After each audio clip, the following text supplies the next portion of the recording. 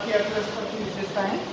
भारतीय अर्थव्यवस्था की पहली विशेषता है विशाल विकसित अर्थव्यवस्था।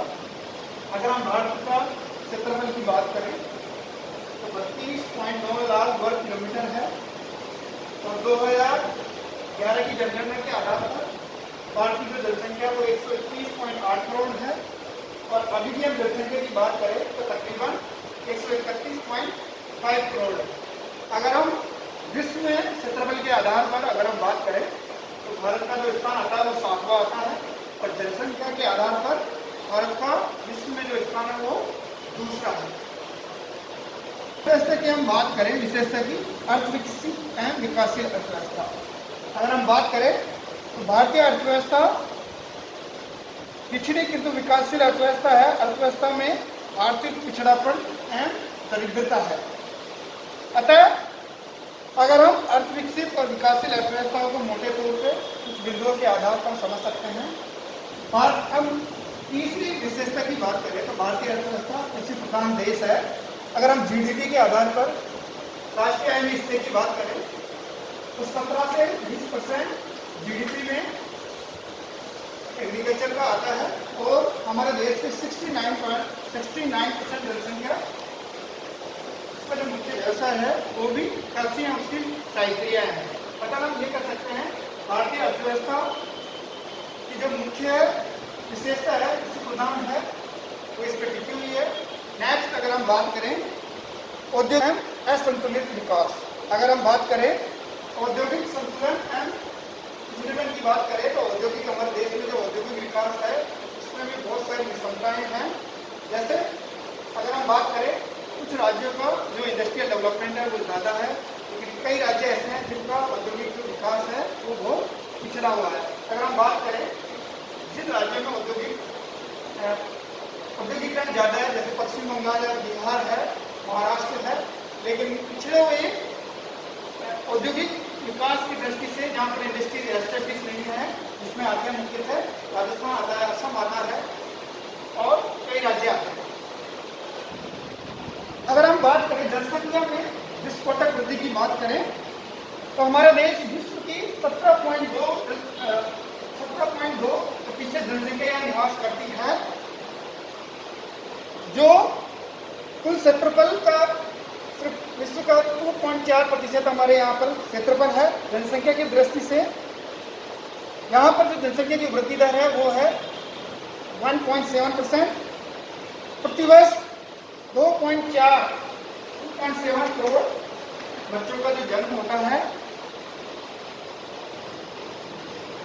जन्म लेते हैं। अगर हम बात करें 1951 में भारत की जनसंख्या 36 करोड़ थी और जब देश आज़ाद हुआ 36 करोड़ से बढ़कर जनसंख्या अगर हम अभी की बात करें तो तकरीबन 131.5 करोड़ हो गई है। यानी जनसंख्या की जो वृद्धि दर है वो तीव्र गति से बढ़ती जा रही है। अगर हम अगली विशेषता की बात करें व्यापक बेकारी एवं अर्ध बेकारी। हमारे यहाँ पर बहुत सारे भारतीय अवस्था में बेकारी का बोलबाला है। प्रथम योजना के शुरू हुई बेरोजगारी की जो संख्या थी वो 45 लाख थी। कृषि क्षेत्र में जो बेरोजगारी है वो छिपी हुई बेकारी बहुत ज़्यादा विद्यमान है।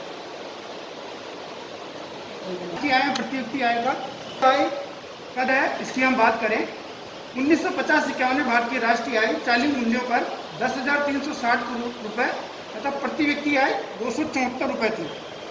वह चालू मूल्यों पर बढ़कर 2017-18 में 1,64,000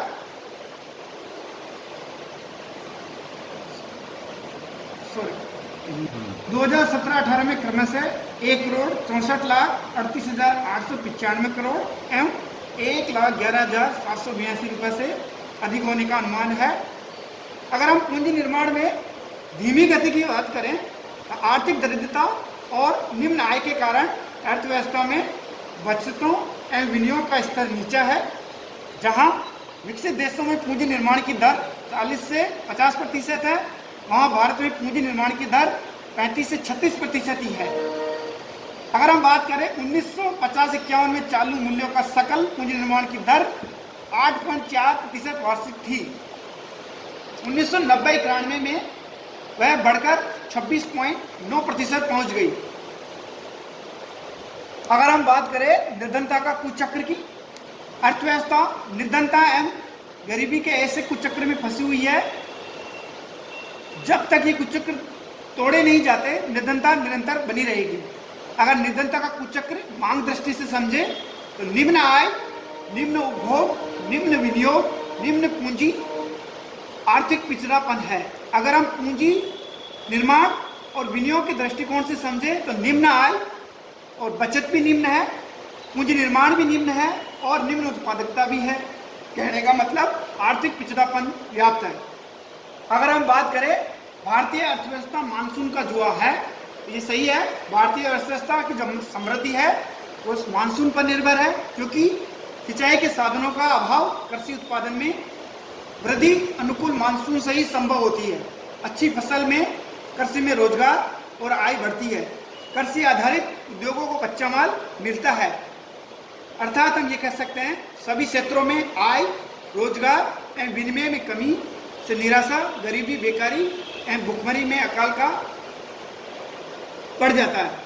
अगर हम बात करें आधुनिक तकनीकी एवं ज्ञान के अभाव की हम बात करें तो भारतीय अर्थव्यवस्था में पिछली अर्थव्यवस्था में विभिन्न क्षेत्रों में उत्पादन, आधुनिक तकनीक, कौशल की बहुत कमी है।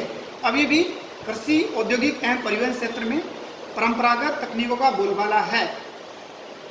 अगर हम बात करें क्षेत्रीय विषमताओं की हम बात करें क्षेत्र विषमताओं की बात करें तो योजनाओं के क्रियान्वयन से क्षेत्रीय विषमताएं घटने के स्थान पर बढ़ी है।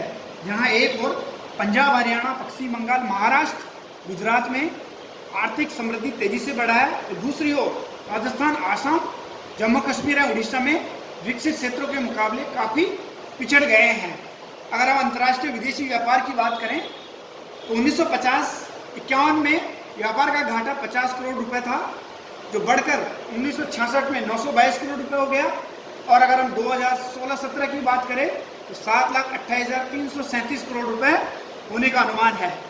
अगर हम जीवन स्तर की बात करें तो आज के समय में भारतीय अर्थव्यवस्था का जीवन स्तर भी विकसित देशों के मुकाबले काफ़ी नीचा है।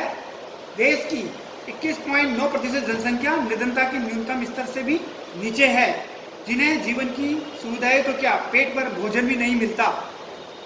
अगर हम बात करें विदेशी ऋणों के ऋण के बढ़ते भार की तो 1981-81 में भारत का विदेशी ऋण का बकाया केवल 19,470 करोड़ रुपए था, जो बढ़कर 1990-91 में 1,63,600 करोड़ रुपए हो गया।